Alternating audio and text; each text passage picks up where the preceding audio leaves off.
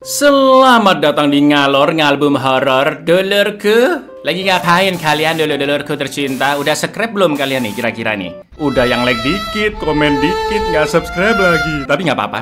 Yang penting kalian terhibur, lur. Balik mana ambil aku Icang dengan quotes hari ini. Jangan sebut aku mantan, sebut saja aku alumni. Siapa tahu bisa reuni. Kali ini kita akan mengalur film yang sumpah sih aku suka banget, lur. Wajib nonton kalian sampai habis. Bergenre mystery thriller. Film ini berjudul The Bone Collector tahun 1999. Dibuat berdasarkan novel karya Jeffrey Deaver dengan judul yang sama. Film ini mengisahkan seorang detektif senior yang sudah terbaring selama 4 tahun di rumahnya karena hampir seluruh tubuhnya lumpuh setelah mengalami suatu insiden saat bertugas. Namun saking cerdasnya, detektif ini pun dibutuhkan untuk menyelidiki kasus pembunuhan berantai yang sangat rumit dan mengerikan. Seperti apakah keseruan film ini? Langsung aja kita ke requestan pertanyaan terkutuk dari dulurku Tester 1212 ya. Cak, apa bener rambut di bagian lubang? Blok. Monggo skecakan. Pada suatu malam di New York, Amerika tahun 1999, seorang detektif forensik profesional dan sangat cerdas bernama Lincoln Rhyme sedang memeriksa mayat seorang polisi di sebuah terowongan terbengkalai dengan kedalaman 300 meter. Lincoln ke sana dengan melewati celah-celah beton yang begitu gelap dan sempit, dan dia pun begitu terkejut karena wajah polisi itu persis seperti Lincoln sendiri, lur. Lalu tiba-tiba jatuh plat besi dari atas yang menimpa Lincoln, dan inilah koleksi tulang. Bagus banget sumpah ini film, lur.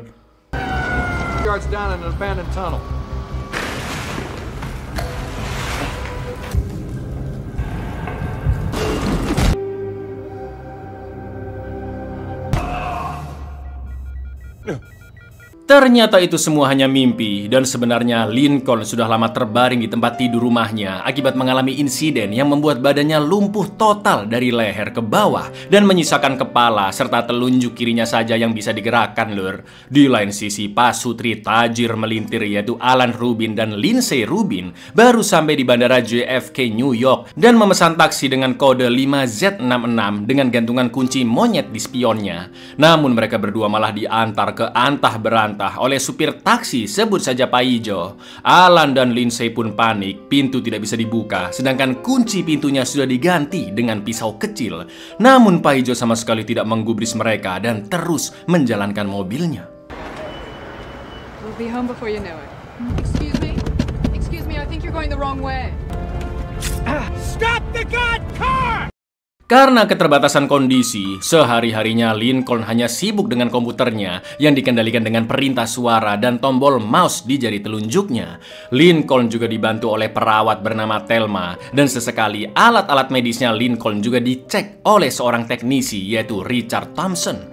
Lincoln yang biasa kesana kemari sebagai detektif forensik sekarang terpaksa harus terbaring di rumahnya. Padahal saking seniornya di kepolisian New York, lur, Lincoln telah menulis buku pedoman olah TKP yang dibaca hampir seluruh polisi baru. Sementara itu seorang polisi newbie yaitu Amelia Donaghy merespon laporan seorang bocil yang menemukan sesuatu di dekat rel kereta api. Dan ternyata A block away, I'll take it. Street postal that's further on that 10. Wait, I think I see him.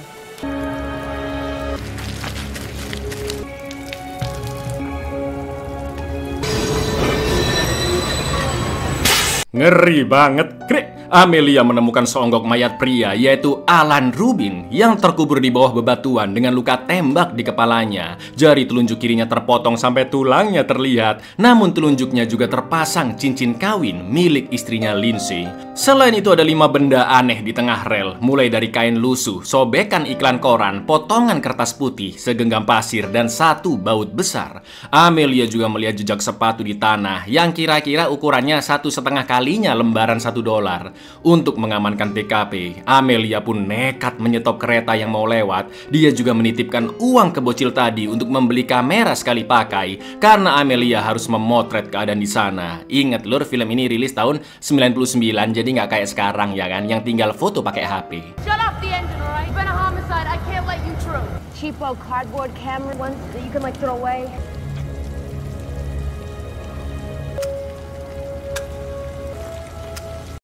Paijo membawa Lindsay ke suatu tempat dan memborgolnya di sana. Sementara itu kepolisian langsung memenuhi TKP tadi. Di antaranya adalah detektif Pauli dan asistennya Kenny Solomon, juga kapten kepolisian New York bernama Cheney yang sok senior dan nyalain Amelia karena memberhentikan kereta. Padahal Amelia sudah memberikan 5 benda aneh yang dia temukan serta foto-foto di TKP. Setelah itu Lincoln pun didatangi oleh Pauli dan Kenny yang menjelaskan tentang situasi di TKP. Dengan nyantainya Lincoln mengatakan, ya palingan sekarang pelaku minta uang tebusan agar Lindsay dipulangkan. Namun tepat sebelum Pauli menunjukkan foto-foto barang bukti, Lincoln pun sesak nafas dan Thelma langsung memasang masker oksigennya. Sedangkan Pauli dan Kenny diminta Thelma segera pulang agar Lincoln bisa fokus menjalani perawatan. Found him dead, buried, shot, and shoved on one of his fingers. It's saying he's got a family right now making a ransom demand. Doesn't exactly make sense. It's all in the court. Thelma. Come on. Gotta take this oxygen. Setelah baikan, Lincoln pun meminta Thelma untuk men-scan foto barang bukti dari Pauli agar bisa dilihat di layar besar. Selagi Lincoln memperhatikan foto-foto tersebut, Thelma diminta membacakan laporan polisi dari TKP, di mana terdapat tulisan jam 4 sore yang dilingkari di potongan kertas koran, sedangkan di kertas putih adalah sobekan halaman 119 dari sebuah buku. Mendengar itu, Lincoln pun mulai menganalisis 119 bulan 11 tanggal 9, dan hari itu tanggal 9 November lur, yang mungkin akan terjadi sesuatu di jam 4 sore nanti. Gak pakai lama, Lincoln pun langsung menghubungi Pauli dengan komputernya. A little piece of paper. What's the number? Torn book page with 119. Newspaper found beneath a 4 p.m. circled on it. Today's November. Phone mode. Paulie. Hari itu juga Pauli akan membahas detail TKP Alan Rubin di depan Lincoln bersama Kenny dan Amelia. Menurut pengamatan, jejak kaki di tanah adalah sepatu berukuran 10 atau kalau ukuran di sini 43 lur. Lalu kain di TKP ternyata berbahan asbes yang seharusnya tidak ditemukan di area tersebut. Selain itu, bautnya juga tidak berasal dari rel kereta api karena kepalanya sudah karatan dengan tulisan NSG di atasnya. Lincoln pun yakin si pelaku sengaja mengatur TKP sedemikian rupa untuk memberi petunjuk tentang pembunuhan selanjutnya. Lincoln juga menjelaskan teorinya yang mengaitkan bukti-bukti ke tanggal hari itu, di mana tanggal 9 November jam 4 sore kemungkinan besar si pelaku akan membunuh Lindsay dan sekarang kepolisian harus segera menyelamatkannya. Sementara itu, karena sudah berinisiatif memberhentikan kereta sampai memfoto TKP, Lincoln meminta Amelia bergabung ke tim penyelidikan untuk mengusut kasus Alan Rubin. I want you to work the case with us. It's not my area. You can't force me to take the... I can. You're putting your career at sedation on the bolt on the thread, which says to me from somewhere else. Track bed where there shouldn't be any. An iron bolt holding down. Thanks to Officer Donahue using a dollar bill to establish scale. She's alive, Paulie. He's gonna kill her at 4 p.m. Kediaman Lincoln pun digunakan sebagai ruang operasi penyelidikan kasus Alan. Kapten Cheney juga sempat datang karena sudah memerintahkan timnya untuk membantu Lincoln. Di lain sisi, meski berbaring di kasur, Lincoln masih bisa menganalisa kasus tersebut dan menyuruh timnya untuk mencari data yang dibutuhkan. Seperti Amelia yang diminta untuk melacak database kota tentang pembersihan asbes di New York. Dan Amelia pun langsung menemukan beberapa titik lokasi pengumpulan asbes yang semuanya sudah berumur cukup lama. Dan for your information lor, bahan asbes itu beracun ya kan. Sementara itu Kenny melaporkan bahwa dari ukuran luka di kepala Alan, dia ditembak menggunakan pistol jadul bernama Webley dengan kaliber peluru 0,38 inci. Selain Pauli, Kenny dan Amelia, seorang teknisi forensik yaitu Eddie juga bergabung di sana. Dan menurut pengamatannya ada seonggok potongan kertas tua berumur 90 tahunan di pasir putih di TKP dan terdapat banyak serpian kulit kerang di pasir itu. Dari seluruh petunjuk yang sudah didapatkan, Lincoln pun yakin si pembunuh suka dengan hal-hal yang jadul lur. Mulai dari penggunaan peluru dan kertas tua, asbes yang sudah lama dibatasi penggunaannya, sampai pasir berisi serpihan kulit kerang. Lincoln teringat dengan suatu catatan insiden di tahun 1913, di mana jasad seorang pengusaha ditemukan di gedung Woolworth, Manhattan, New York. Korban berada di dalam pasir dan dulu daerah pesisir pantai Manhattan banyak dipenuhi bekas-bekas serpian kulit kerang, sampai akhirnya terjadi reklamasi besar-besaran hingga seperti sekarang. Maka dari itu Lincoln pun menyimpulkan Lindsay pasti disekap Paijo di bawah tanah di dekat gedung Woolworth. Look, they dug out of the big, very old, turn-of-the-century hangar. Right, I got it. The oldest asbestos sites are coming up now. Some kind of a shellfish or something. Oyster shells, maybe? She's gonna be under the basement. or in the Woolworth. That's what they used as land. That's where Miss Rubin's gonna be, somewhere down. Setelah itu Lincoln langsung menyuruh Amelia, Paulie, dan Kenny OTW ke gedung Woolworth, juga menghubungi Emergency Service Unit atau ESU yang mirip tim gegana untuk menyisir area bawah tanah di sekitar gedung tersebut. Jika memang pembunuhan terjadi di jam 4 sore lur, maka mereka semua hanya punya waktu 25 menit lagi untuk menyelamatkan Lindsay. Di lain sisi, Amelia penasaran kenapa Lincoln bisa lumpuh, dan Paulie pun menjelaskan jika 4 tahun yang lalu Lincoln kejatuhan plat besi saat sedang mengolah TKP, mirip seperti mimpinya di awal film lur. Sedangkan keluarga Lincoln cuma tersisa 1 orang, yaitu adik kandungnya. Itu pun mereka jarang kontakan karena sang adik sudah menikah. Paulie juga menambahkan jika sebelum insiden, selain menulis buku, Lincoln juga nyambi jadi dosen dan sering dimintai pendapat saat persidangan saking cerdas dia lur. Lincoln juga memiliki hobi mengkoleksi bermacam-macam barang receh seperti tanah, besi tua, plastik bekas, kulit kewaci, sampai bungkus ciki juga dikoleksi, dan semuanya dia catat di dalam database miliknya. Kelihatannya memang gabut banget ya kan lur, tapi justru itulah yang membuat ingatannya dan kecerdasannya semakin tajam. Lalu di rumah Lincoln, Eddie pun menjelaskan bahwa tulisan NSG di baut adalah singkatan dari Niagara Steam Generation, sebuah perusahaan jadul yang salah satu produknya adalah baut untuk memasang pipa uap. Ya, sekarang semua benda di TKP Alan Rubin sudah diketahui kaitannya, dan Lincoln semakin yakin jika Lindsay disekap Pak Ijo di persimpangan uap bawah tanah dekat gedung Woolworth, dan pipa besar di sana dilapisi oleh bahan asbes. Ngerinya lur, uap panas dikeluarkan di persimpangan tersebut setiap hari jam 4 sore. Itu artinya analisa Lincoln bener ya kan? Di lain sisi, Pak Ijo sedang membuka baut NSG di sebuah pipa besar yang langsung diarahkan tepat ke endas Lindsay. Niagara Steam Generation, mainly for steam pipes. There's a steam junction, big asbestos, where our victim's gonna be.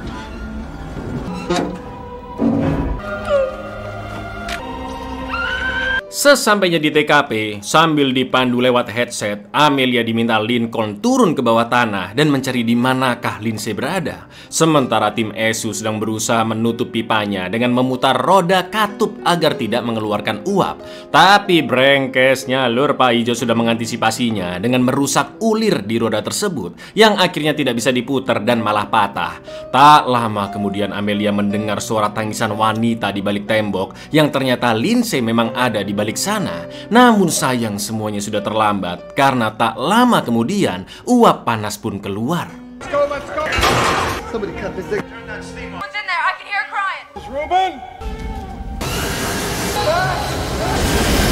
Blake, she's gone. The whole place is scalded and Upaya penyelamatan gagal dan Lindsay pun tewas. Lalu Lincoln memerintahkan Amelia untuk memeriksa TKP setelah tim ESU membobol tembok agar tim ESU tidak mengacaukan TKP yang bisa jadi ada petunjuk-petunjuk seperti sebelumnya.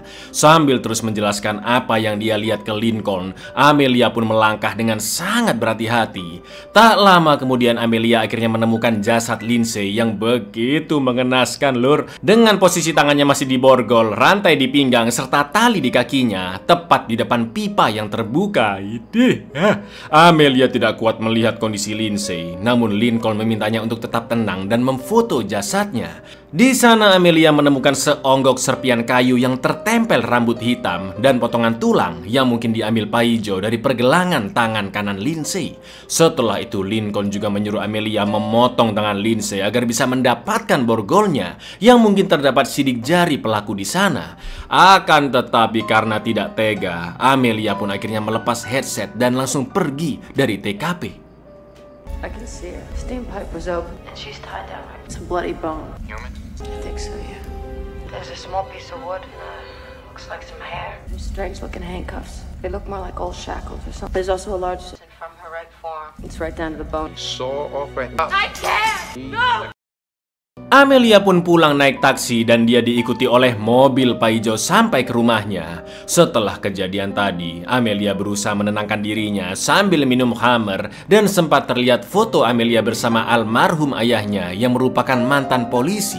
Tapi mirisnya beliau meninggal dengan cara bundir. Sementara itu Lincoln yang mengecek di database kepolisian mengetahui jika Amelia lah yang menemukan jasad ayahnya pertama kali. Karena tidak kunjung menjawab telepon dari Lincoln, Lincoln, Kenny pun disuruh ke rumah Amelia untuk mengabarkan tentang bukti di TKP yang mengarah pada korban selanjutnya. Karena atasannya Pauli sudah memasukkan Amelia ke tim penyelidikan kasus Pak Ijo, mau nggak mau, suka nggak suka, Amelia pun akhirnya siap-siap OTW.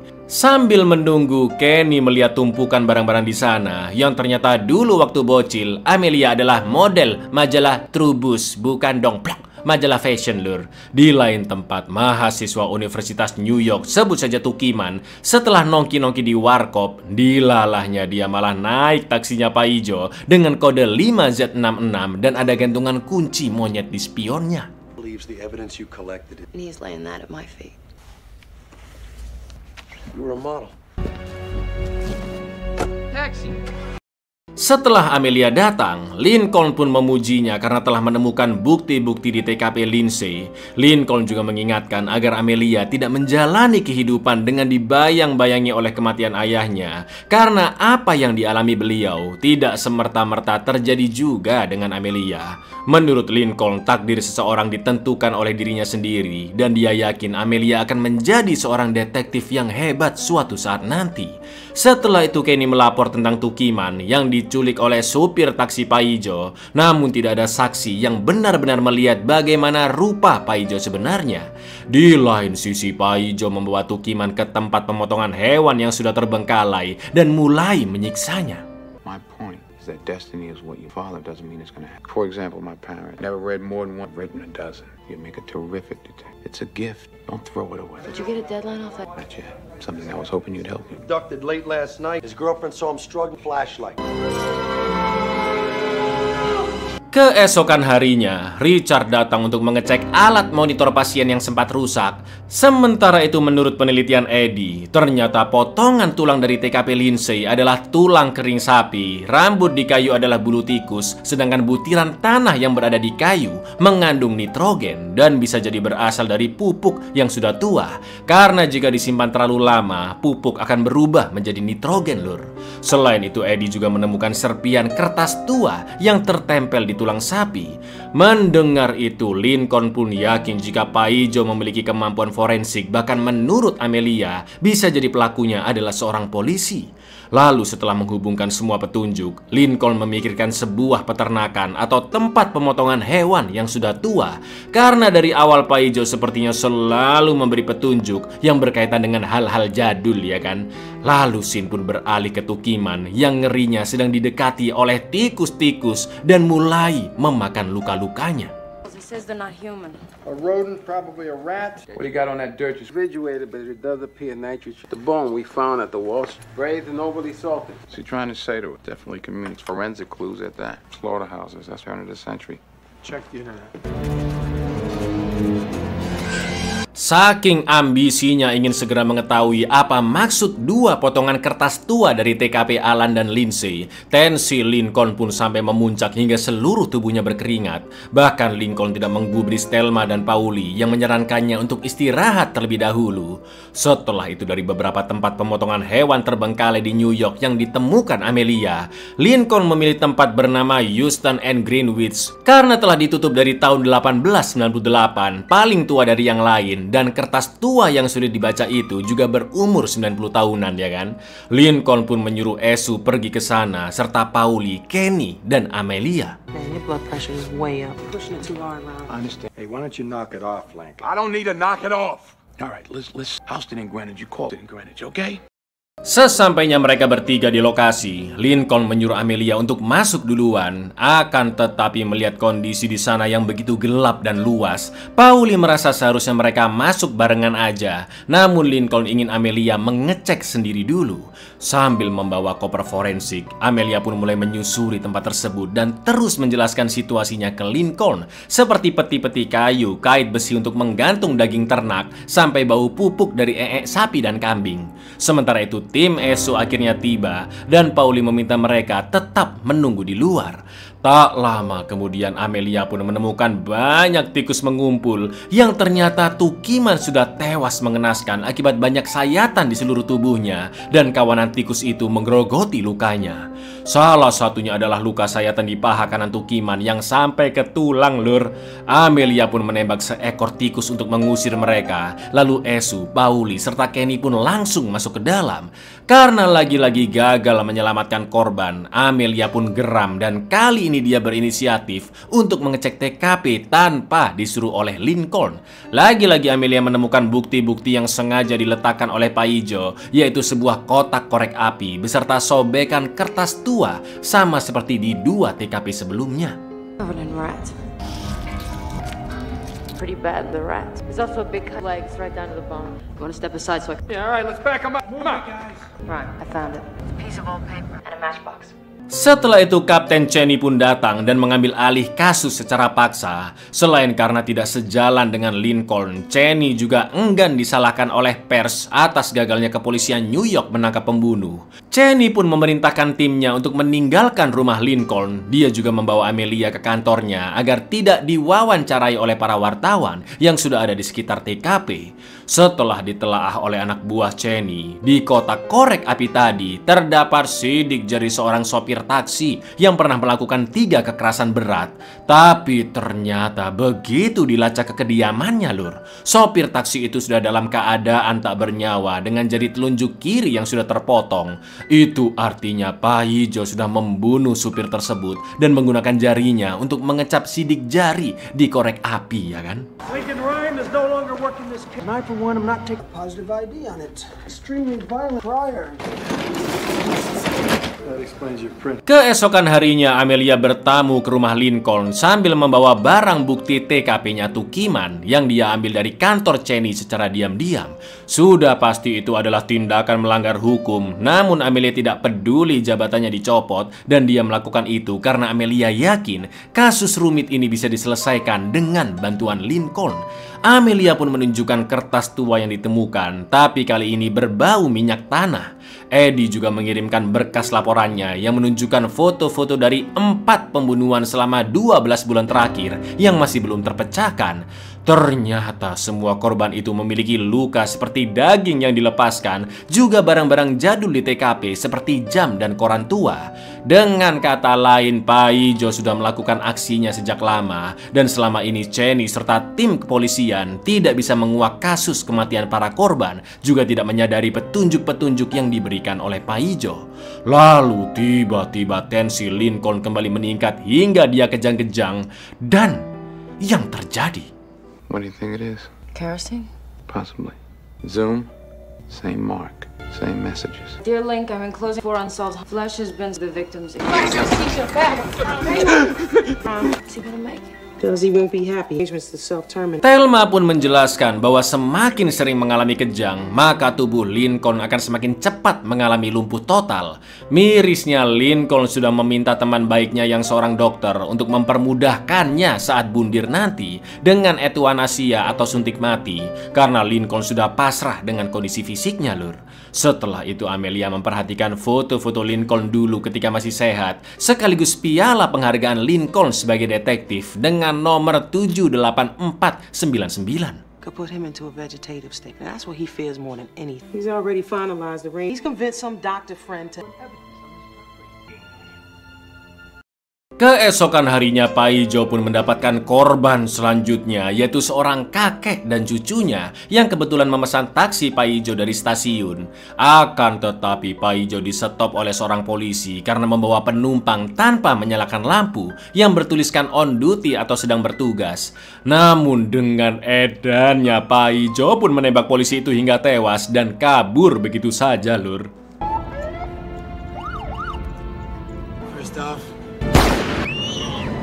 Pauli pun melaporkan pembunuhan barusan, sekaligus kakek dan cucunya yang diculik. Lincoln yang alhamdulillahnya udah baikan lanjut menganalisa 3 serpihan kertas tua dan mencoba merangkainya seperti puzzle. Lincoln dan Amelia agak kesulitan merangkainya, namun Thelma membantu dan akhirnya terbentuklah logo wajah.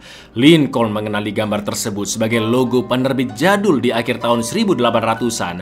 Jika mengaitkan cara Paijo membunuh korbannya, Lincoln teringat dengan novel berjudul The Bone Collector yang dirilis oleh penerbit tersebut. Gak pakai lama, Amelia pun langsung OTW mencari buku itu ke perpus, dan ternyata benar, Paijo plek ketiplek mengikuti cara pembunuhan di novel itu lur. Mulai dari Alan yang dikubur di bebatuan dekat rel, Lindsay yang terbunuh dengan uap panas, Tukiman yang mati digigit tikus, bahkan juga benda-benda petunjuk di rel kereta TKP Alan. Amelia pun terkejut karena korban selanjutnya di cerita tersebut adalah seorang gadis dan pria yang digantung di bawah jembatan. Ih, seru banget anjir ini film. I used to own a few of the book crime stories. The killer is pointing us.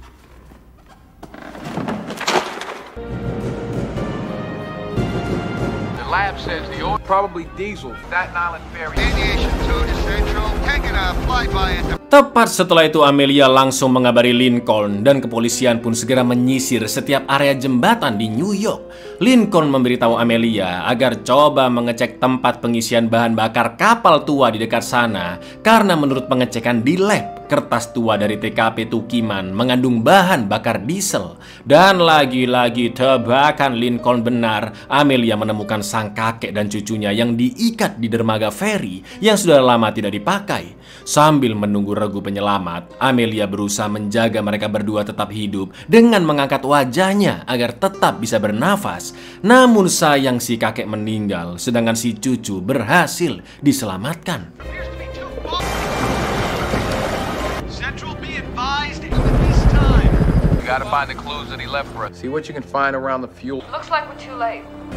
The old man's gone. There you go. She's breathing. I think she's gonna be okay. Amelia menemukan petunjuk berupa peta ke stasiun kereta terbengkalai di dekat sana. Juga ada serpihan tulang bersih dan potongan plat lencana polisi. Lincoln meminta Amelia untuk segera pergi ke sana. Namun tiba-tiba Cheney datang merebut walkie-talkie Amelia dan mengatakan ke Lincoln jika dia akan menahan Amelia atas tuduhan pencurian barang bukti.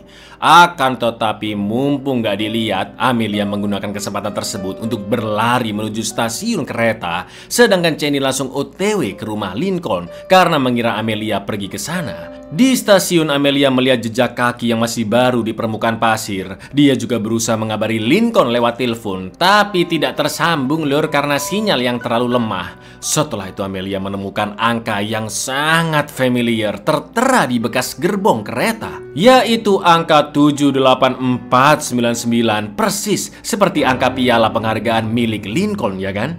Terlihat juga jejak kaki di dekat nomor tersebut, yang mana artinya Paijo sengaja mengganti nomor itu sebagai petunjuk jika korban selanjutnya adalah Lincoln Wright. Footprints. One set of footprints. Hello, Lincoln. Hello. No dust. Change the numbers. Help me, Ryan. He's gonna kill Ryan. Sementara itu di kediaman Lincoln, Thelma membukakan pintu untuk Richard yang entah kenapa datang berkunjung malam itu lur. Dan tiba-tiba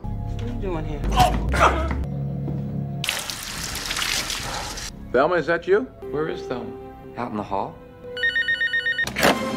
I thought it was time we had no interrupt. Okay. Ya, terkuaklah sudah bahwa identitas Paijo sebenarnya adalah Richard sang teknisi. Dialah dalang pembunuh berantai di New York sekaligus menewaskan Cheney dan Thelma. Sempat ada telepon yang masuk, namun sebelum diangkat oleh Lincoln, Richard pun langsung melepas saluran telepon serta mencopot kabel komputer.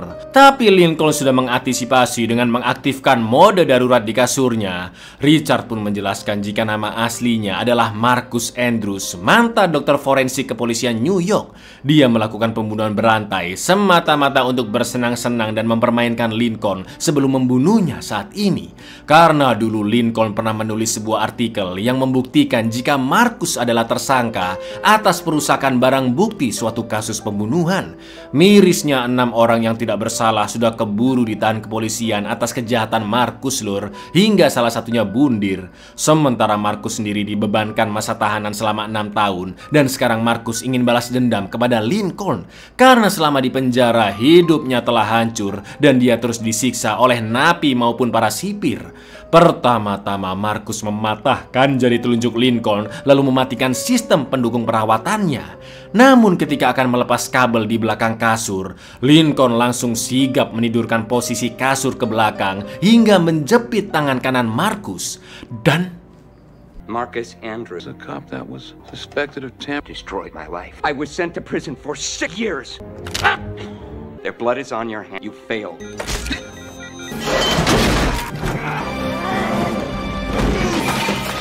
Marcus berhasil melepas tangannya dan menarik Lincoln jatuh ke lantai. Marcus pun berencana membunuh Lincoln perlahan-lahan dengan mengeluarkan isi perutnya sedikit demi sedikit. Namun tololnya Marcus terlalu dekat lur hingga Lincoln bisa menggigit lehernya sampai terluka parah. Tapi setelah itu Marcus yang semakin naik pitam langsung mengambil pisau besar dan akan menusuk Lincoln hingga tewas.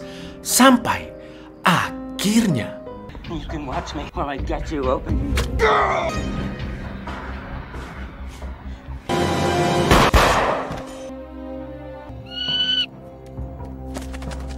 Can you hear me? Lincoln? Oh, God. Beberapa minggu kemudian, tepatnya di hari Natal, alhamdulillahnya kondisi fisik maupun mental Lincoln sudah membaik dan sekarang dia sudah menggunakan kursi roda. Pasca berakhirnya kasus mengerikan tersebut, hidup Lincoln pun lebih berwarna lur, karena hubungannya dengan Amelia bukan hanya sekedar partner kerja lagi, tapi mereka sudah menjadi sepasang kekasih. Amelia juga mengontak adik Lincoln yang sudah lama tidak bertemu untuk datang ke rumah.